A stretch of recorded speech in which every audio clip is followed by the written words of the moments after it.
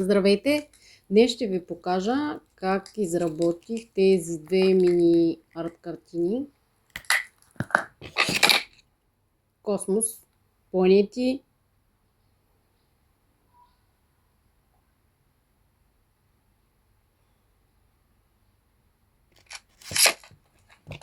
Ако останете до края, ще може да видите целият процес.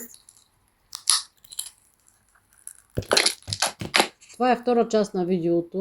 В първата част бях показала началния процес по изливането на смола.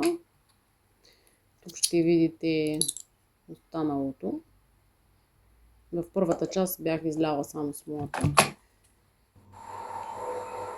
Да, ето за това говоря. Там бях изляла смолата, защото исках да остане поне така 20-30 минути. След това добавих малко пигмент и започнах да добавям топчетата, моите планети.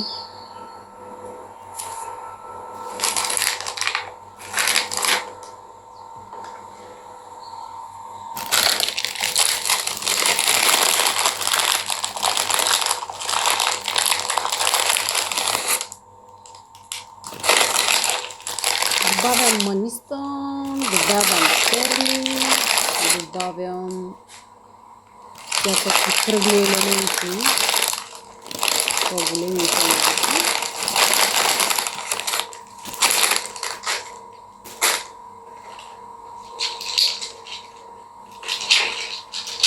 По-големите топчета съм направила от пластилин, който предварително съм оформила няколко седмици преди това и го оставих да изсъхне добре.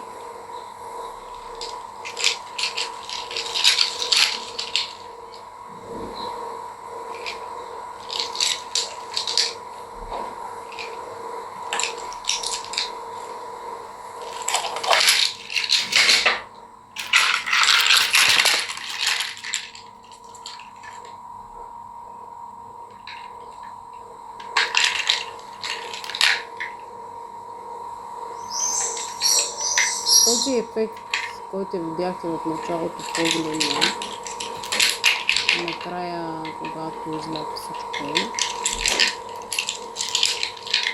след като изсъхна, добавих още смола и разместих някои от елементите.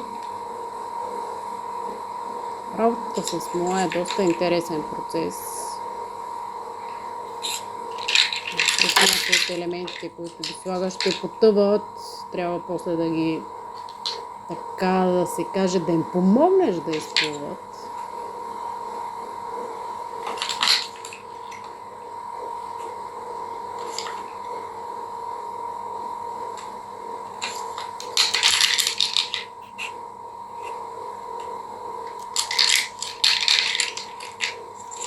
Може да си играете с въображението си, кой както ми харесва, да добавяте всякакви елементи.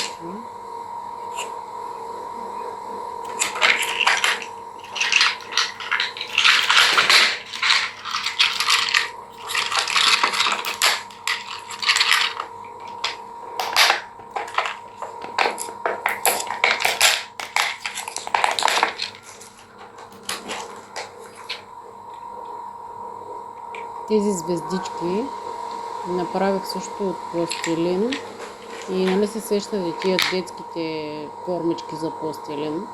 Пак предварително една седмица преди това, за да може много добре да изсъхне. Те стават буквално твърди.